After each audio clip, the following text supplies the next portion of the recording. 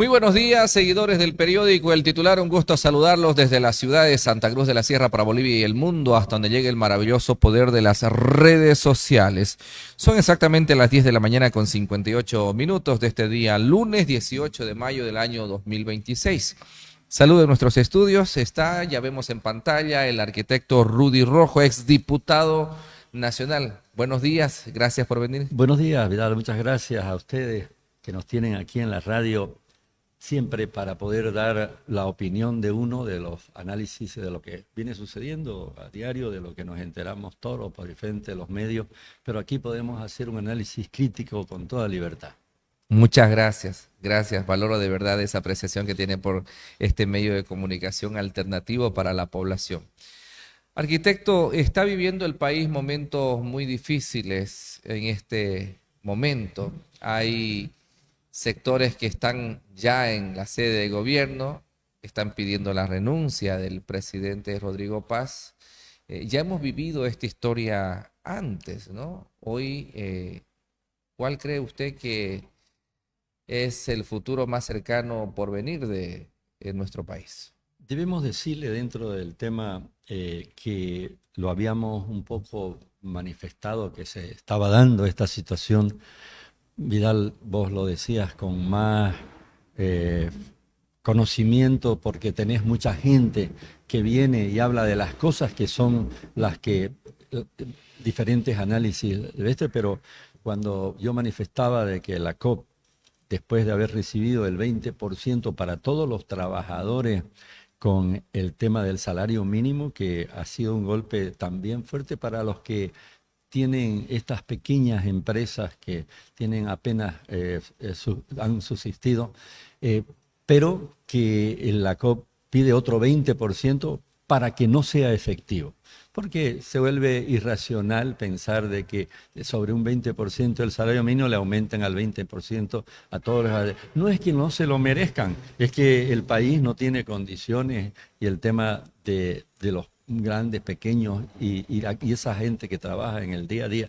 Lo cierto es de que de repente nadie sabe, pero hasta las trabajadoras sociales, a que nosotros llamábamos empleadas domésticas, ya no son contratadas y hay un montón de gente que está comenzando a estar desempleado. Esa es una situación colorario de lo que veníamos preveyendo. Pero, como se decía aquí, habían fuerzas que estaban diciendo, y lo dijimos, se tenía conocimiento, vos lo habías manifestado muy claramente, por seguramente los otros análisis de que estaban queriendo tumbarlo a Rodrigo Paz. Y más allá de los que pudiéramos haber un poco dudado de eso, no, ya no queda la menor duda, porque en el tema de los diálogos, en el tema de las convocatorias, en el tema del gobierno, ha hecho un esfuerzo el gobierno, un poco, no vamos a decir tardío, pero un poco después de varios meses de jugar, como dijimos aquí también, a la política por el tema de las campañas electorales para las administraciones intermedias y locales, como son los municipios y las gobernaciones. Y seguramente el gobierno pretendía de que estando allí entre meneando un poco la cola mientras guiñaba el ojo pudiera tener la oportunidad de tener un poco más de gobernaciones y alcaldías. Ese es el juego político en el que se está presentando. Pero decididamente lo que vosotros encontramos ahora es lo que se había marcado. Existe una estructura que es que también el tiempo dejó que se termine de organizar muy adecuadamente para ello, para el mal de Bolivia, lamentablemente, de los que perdieron sus beneficios, de aquellos que se ven confrontados con las necesidades de la población en general, las necesidades del gobierno de poder plantear una nueva estructura económica para que todos podamos aportar y seguir adelante. Y esos privilegios que antes tenía también están casados a muchas, vamos a decir, obligaciones de gente que ya sabemos que transporta cosas a otro lado, pero también de aquellos que perderán más allá de su libertad, sus fortunas adquiridas, muchas de ellas ilegalmente. Y eso hace, yo decía con unos amigos, dice, de que haya a toda acción, sea positiva, en este caso, o negativa, en otros casos, hay una reacción. Y esa reacción de esta gente que vivió 20 años beneficiándose de alguna manera, y no estamos hablando solamente de la gente de gobierno, estamos hablando de los que estuvieron alrededor. El gobierno habla, por ejemplo, de miles de millones de dólares de la gente que traficaba, diría yo, la gasolina, transportaba la gasolina y el diésel a precios que, bueno, se pagaban con ciertos beneficios, pero también beneficiaban a empresas, a otras personas, a regiones. Y esto genera una reacción.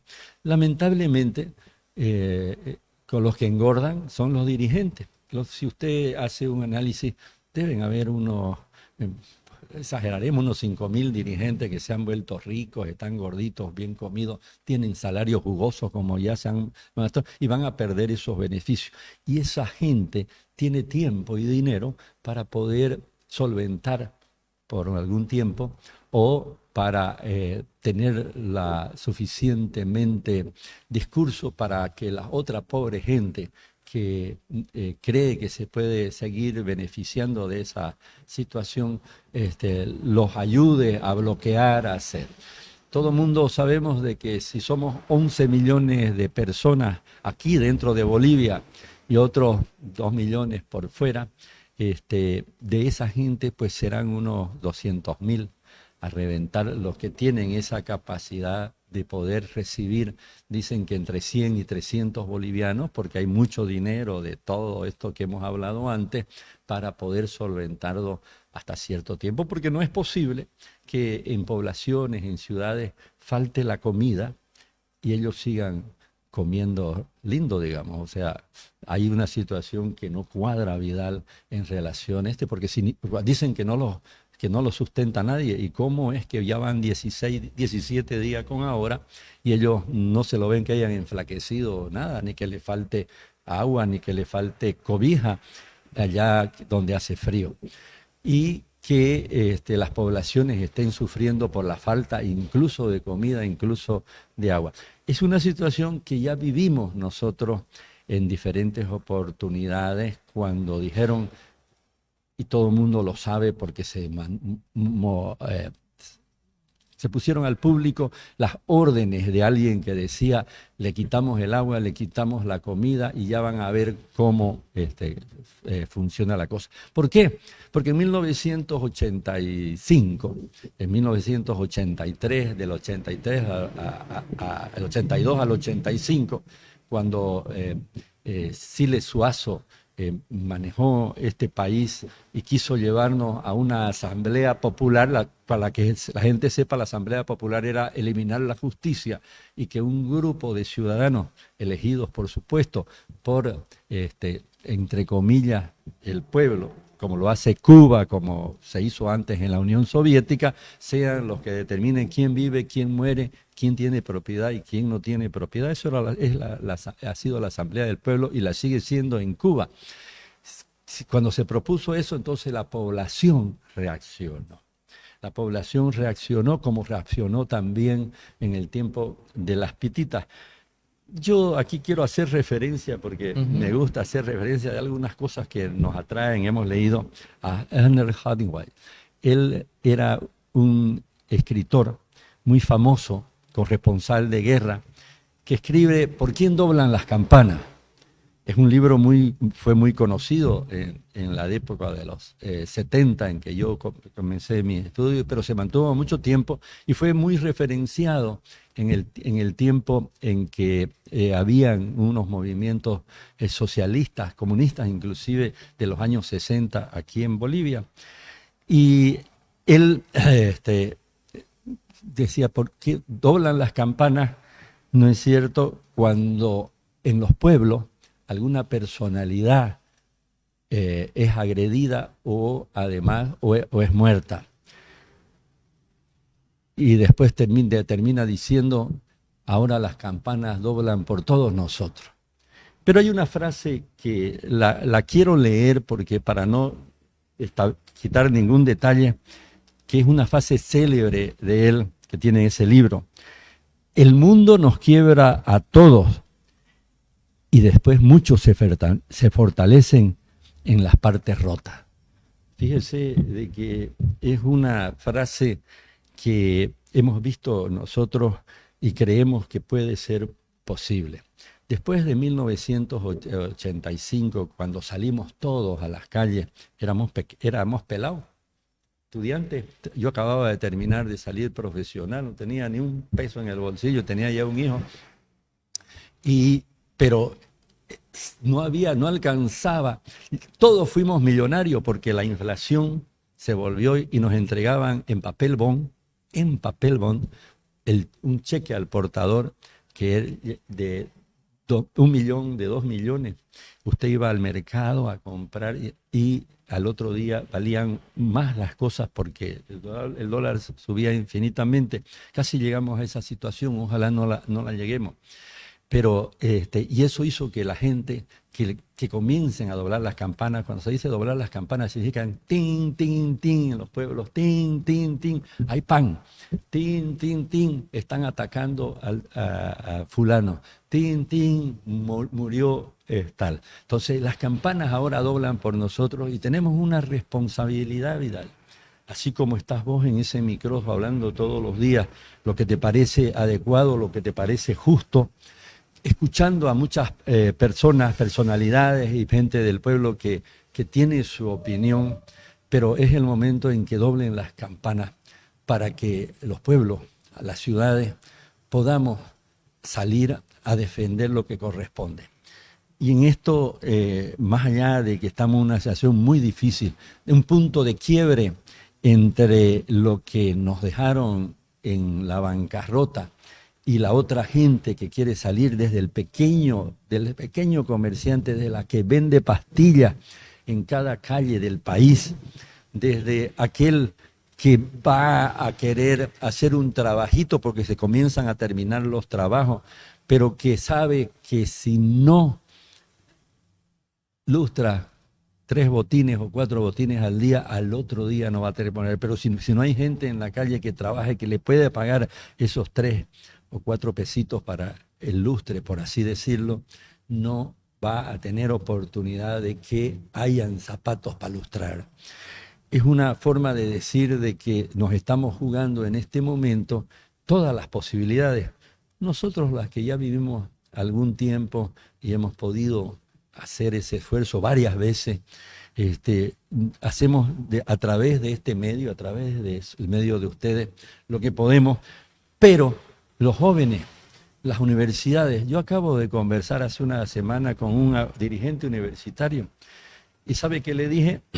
Y me disculpen los universitarios, nosotros cuando estábamos en las universidades no éramos cobardes, nosotros velábamos todos los días porque podamos tener oportunidad. Y lo digo con mi propia, yo le digo, yo llegué, debía $2.700, que eso ahorita serían más o menos como $7.000 o $8.000 por mis estudios. Con el CIDE yo terminé de estudiar y ya tenía un hijo. Y con una mano atrás, otra adelante, me forcé haciendo de todo y ahora puedo decir de que tengo buena vida, pero ya también tengo toda una cantidad de años que pasaron. Pero me preocupan mis hijos, me preocupan mis nietos y me preocupa toda esa población que mientras más se tarden en escuchar cómo doblan las campanas, pues no pueda tener oportunidades, Vidal. Mire qué interesante, es momento de doblar las campanas para que salgamos a defender la democracia.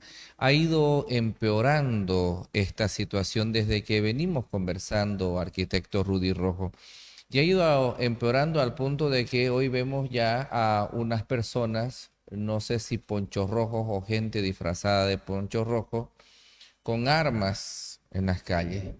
Eh, la paz prácticamente está cercada, es la tercera semana. Han llegado los evistas, ¿ya? Entonces, ¿qué opción tiene en este momento el presidente Rodrigo? Porque el pedido es ya irreversible, renuncia. Entonces, o renuncia o se defiende. Y la forma de defenderse en este caso sería declarar estado de sitio. No queda otra opción. ¿Qué opción tiene el presidente? Lo que pasa es de que no es deseable que se pueda poner en juego el sistema de armas letales, no es deseable, pero el gobierno tiene que defender. Yo escuché una vez al general Banzer cuando le hicieron una pregunta más o menos similar, le dijeron ¿por qué salen con armas a las calles? ¿Por qué decreta estado de sitio? Y le dijo, él respondió, cuando nosotros llegamos a los diferentes lugares no nos reciben con flores y nos preferirían recibirnos con guirnalda, de esa que le ponen a los muertos. Así que nosotros no podemos, si nos reciben con armas, no defendernos. Entonces, no es una situación deseable, no es una situación que me imagino que el gobierno, a cualquier gobierno le gusta enfrentar. Sobre todo si ha tenido entre los votantes gente a la que va a tener que enfrentar. Pero hay un cierto grado de proporcionalidad. Y la proporcionalidad no es solamente en el enfrentamiento. La proporcionalidad tiene que ser en todo el conjunto. Aquí decimos nosotros, y yo estoy casi seguro, mejor dicho, para decirlo contundentemente, que hay una organización atrás de todo esto que también es internacional, que tiene intereses internacionales. Lo estamos viendo en todos los lugares donde incluso ayer han habido elecciones desde España, fíjense, desde España, y que se está manifestando en poblaciones como las nuestras. Poblaciones como las nuestras son más vulnerables a ser toda esta figura para a partir de allí volver a retomar ciertos grados en el lado de, hablemoslo claro, yo lo he dicho así, de este socialismo del siglo XXI que ha perdido su fuerza porque nos ha llevado a toda Sudamérica a no poder despegar. Y por el otro lado encontramos gente como nuestra gente de Santa Cruz, más allá de unos y otros que tengan sus propios pensamientos, porque ya dejó de ser una problemática incluso de los de la izquierda y la derecha. Para mí ya es una problemática del ejercicio del poder, de la pérdida de poder. ¿Y por qué hablo de Santa Cruz y el oriente boliviano? Porque yo he podido ser 25 años profesor de planificación urbana, urbanismo, de 4 universidades, y en todas ellas cuando uno estudia, siempre las organizaciones que generan la economía, como es el caso de Santa Cruz, es la que manejan el poder. Entonces aquí hay una situación que hay que decirla. Santa Cruz ya debería estar manejando el poder desde hace mucho tiempo. Santa Cruz, la muestra está en que ya en La Paz, que es la sede de gobierno, y no queremos la sede aquí. Nada más que haya un manejo del sistema de trabajo que también se refleja en el poder, porque el poder es poder hacer, y si se puede hacer como se hacen las cosas en Santa Cruz, ese es el poder que no quieren soltar los de, que algunos llaman el otro país que todavía quiere que se reparta todo a partir de la bolsa grande, que ya no hay, que ya solamente es deuda para repartir, pero que quieren seguir beneficiándose de eso que es la posibilidad. ¿Cuál es la posibilidad? Siempre el litio, siempre el oro que ya están sacando, siempre estos materiales que se estuvieron llevando para Irán para fabricar bombas nucleares. Lo sabemos que existen, ¿no es cierto? Y que eso sí quieren seguir manteniendo. Y como hay probabilidades de que se pueda recuperar nuevos pozos de gas, y estamos hablando de las fijas raras, esta gente que está acostumbrada, los de ese otro país que se llama, quieren seguir viviendo de eso, porque allí están las posibilidades de poder seguir los dirigentes llenándose, poniéndose más gordito, ¿no es cierto? Poniéndose más, haciendo unas fiestas increíbles y todo lo que le corresponde hacer a todo aquel que se lleva con su esfuerzo, con su vitalidad, a su casa. Pero que engloban en este momento una situación que puede tener un quiebre muy fregado. Ese quiebre que puede ser un enfrentamiento real, más allá del gobierno, con las fuerzas organizadas ya que se están moviendo con estos dirigentes que están buscando, que pierden hacia el oriente el poder de la posibilidad económica y que quieren ser desde el oriente. Y le voy a decir algo más que ya eso pienso personalmente. Este intermedio de un tarijeño que esté manejando el país es el intermedio correcto para que las fuerzas se muevan, las fuerzas de poder hacer. Es un tarijeño, ya no es uno de los de siempre, ¿no es cierto? Entonces, esta gente hegemónica que manejó el país durante más de 200 años, porque así ha sido, con un centralismo muy marcante, con algunas excepciones que fueron algunos presidentes chiquitanos, de donde es mi familia. Esas excepciones marcaron diferencias. Bush, Banzer y Velasco, ¿no es cierto? Fueron las únicas que marcaron algunas diferencias que favorecieron un poco al Oriente. Pero ahora el Oriente ya lo es todo, ya es Bolivia, el Oriente, ya es quien debe manejar la forma de hacer riqueza para toda Bolivia. Por eso sigo manifestando. Pero es una cuestión que ya no es de izquierda, lo vuelvo a repetir, ni de derecha. Es una cuestión de valores, unas cuestiones de valores que tienen que ver con lo intrínseco del ser, con lo intrínseco de lo que se tiene que ser, de tener valores de familia. En estos 20 años nos querían quitar los valores de familia, que tener valores de lo que es la moral, que sirva la palabra que antes nos dábamos de la mano, con un solo apretón de mano servía la palabra. Ahora ni los documentos escritos sirven, ni los documentos escritos, ya no los respetan nadie. Pueden prometerse unos a otros lo que sea y de repente el otro agarra y ese papel se lo lleva, ya sabemos dónde, y se lo pasa por la frente. No por la frente porque por medio le quedaba algo, pero bueno, y eso es lo que estamos viviendo, una falta de moral intrínseca de gente que no tiene la misma inquietud de poder sacrificar personas de un lado y del otro. Y digo así porque ¿cómo es posible que no dejen pasar oxígeno? ¿Cómo es posible que no dejen pasar una mujer infartada? ¿Cómo es posible que sepan que hay que atender hospitales? ¿Cómo es posible que llamen y le paguen de a 100 o 200, 300 pesos y entre esa gente se pueda enfermar, contagiarse, sufrir por esa pequeña dávida que le dan, que después no terminan beneficiando nada? ¿Cómo es posible que la gente que estaba acostumbrada a tener su chaquito, su surco, allá en La Paz, en Potosí, que pueda y demás cosas, de repente alguien los convenza para que por ese mínimo diario vaya a enfrentarse inclusive con la vida, con otra gente? ¿Cómo es posible que es una falta de valores que realmente lo hemos visto nosotros, que también ha sucedido en otros países, con millones de muertos? ¿Sabes cuántos murieron en China cuando subió Mao Zedong? 10 millones de personas. ¿Por qué? Porque los dejaba morir de hambre y demás cosas y no había para todos, porque decía que el proceso después iba a ser mejor. Lo mismo sucedió con la Unión Soviética hasta que se dejaron, pero hemos visto muchas. Y aquí el desafío es decir, muy bien, veamos los países comunistas, porque el socialismo, cuando es un socialismo nacional con empresarios privados, es otra cosa, pero este comunismo del siglo XXI que nos quieren implantar es algo irracional, pero muy falto de valores.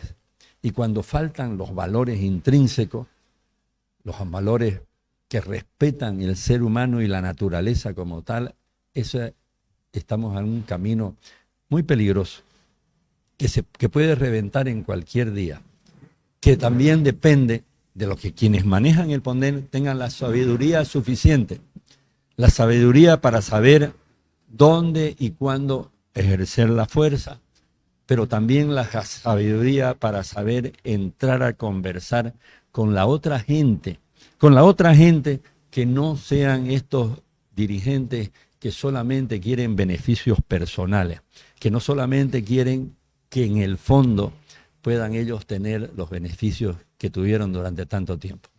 Veamos los escenarios posibles, arquitecto, y se lo pregunto porque usted tiene la experiencia política, ha estado en el Parlamento como diputado nacional.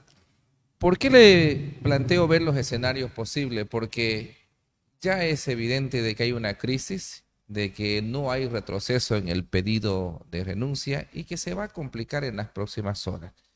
Renuncia Rodrigo, asume el vicepresidente, se llama a elecciones. Entonces, ¿quién viene próximamente a gobernar Bolivia? Mire, Vidal, ante ese escenario que usted está manifestando, que sería un escenario demasiado caótico, pero además malísimo para la población, para Bolivia en sí, porque marcaría un quiebre a la democracia en apenas 5 meses de una elección, donde la credibilidad de Bolivia sería al fondo, sería más allá de cuando, por ejemplo, cayó García Mesa. ¿Por qué? Porque se vuelve un caos total. Usted cree que todo el aparato productivo boliviano va a aceptar que una personalidad como, con todo respeto como persona, pero como su personalidad de Lara maneje una semana del país, con los compromisos que él ha manifestado tener, después de una votación en que la gente no votó apenas el 3% y eso, por que se vaya la gente que estaba en el gobierno? Eso es una situación que realmente podría generar un conflicto que no quiero ni decir ni la palabra que corresponde a ese conflicto.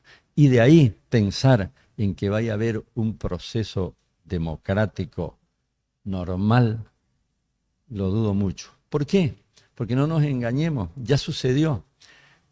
Entra, vamos a decir, un vicepresidente, le da la gana de llamar a elecciones, tiene que haber una corte que de nuevo tenga un presupuesto, tenga un tiempo para preparar hasta cuándo vaya a ser y después en 120 días.